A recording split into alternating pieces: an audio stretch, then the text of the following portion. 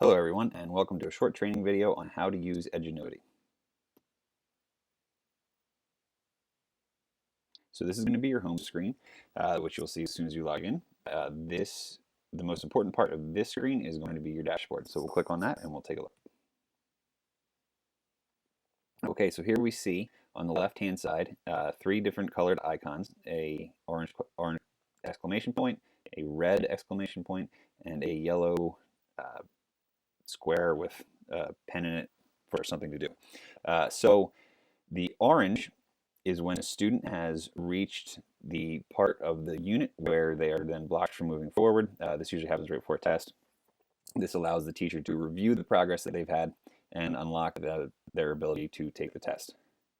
A red icon denotes that a student has unsuccessfully completed the assignment, their maximum amount of times. So now it's up to you to decide how we want to move forward. Do we want to review their progress and see where they're lacking? Do we want to just add retakes, accept the score, bypass, or you can email the student to talk to them as well, all done throughout the system.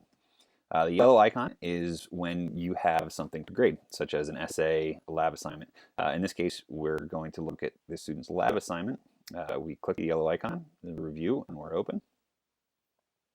And here is the first one. This is lab physical and chemical changes. And you'll see on the right-hand side, the action is required, yes. That just denotes that that's the assignment you're looking at to grade, not the ones that say no. So we open it up. And this is the layout of the course on the left-hand side, all of which you can hyperlink and get to whatever section that happens to be. But it highlighted the lab report, which is where we are. And we want to go down here and click View, which will then pop up a separate window. And we'll be able to see the instructional resources that EdGen provides. In this case, it's a lab report guide. And then we have a chem lab that the student has submitted. If we want to download this, we'll just click on it, and it will pop up into our download folder. We can open it and take a look at it. When it's time to complete the score, you just type in here whatever your grade is, and then you submit the score. If you notice down on the bottom, the comment section, you can type in comments to your students and then click update comments. These two are separate. You cannot type comments in and then type the score and click submit score. It will not record your comments. You'll need to click both those buttons separately in order for it to record all of your responses. Okay, so let's take a look at a demo student. What we're going to do here is mouse over students. We'll go down here and we'll search students, and her name is Susie. Her last name is Demo. And so we'll pull her up and we will go to view courses. Now here for Susie, we see she's enrolled in both English and physics. So we're going to edit her physics course because she has already covered some of this material in her brick and mortar school. And so we need to adjust it now for her in her online environment. So we're going to click here and highlight the little radio button, and we want to come up here to customize. We click on that, and we'll see the screen that shows all of the requirements of this course for Susie. The title up here, BVA Physics, Part B. Now, I want to call attention to this bar here. We'll see this is the total time required for Susie to complete the course. There's 31 lessons and 143 activities. This is a good reference depending on how often or how much you're required to take out, etc., so on and so forth. Let's go down a little bit deeper here.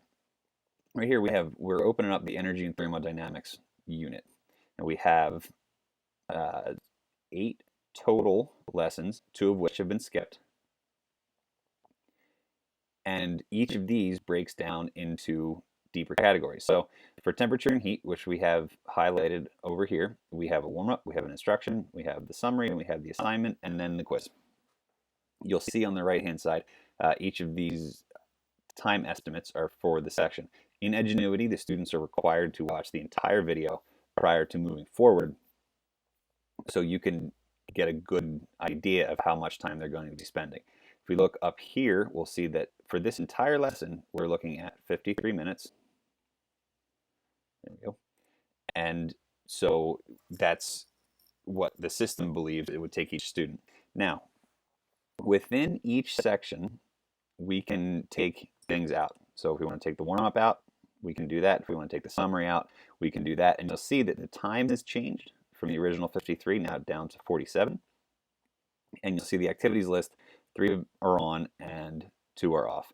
You can also watch on the top left. Let's see if we can highlight that real quick. Okay, watch as we'll take a big one off so you can watch the lessons and everything, the time change. So now you can see how you're going to affect the student's time spent in the course, depending on what you highlight. Now, there's another way to do this. If we go to filter activity types, on the left-hand side, it gives us the types of activities for the whole course. So, for example, if I wanted to take the warm-up out of every lesson, it's going to knock off 1 hour and 48 minutes. So we take that off, you'll see the time has gone down. Still the same amount of lessons, but there's fewer activities. And we change that just by clicking on all the warm-up. Now again, you don't have to take out warm-ups for the entire course. What you can do is just highlight here within each lesson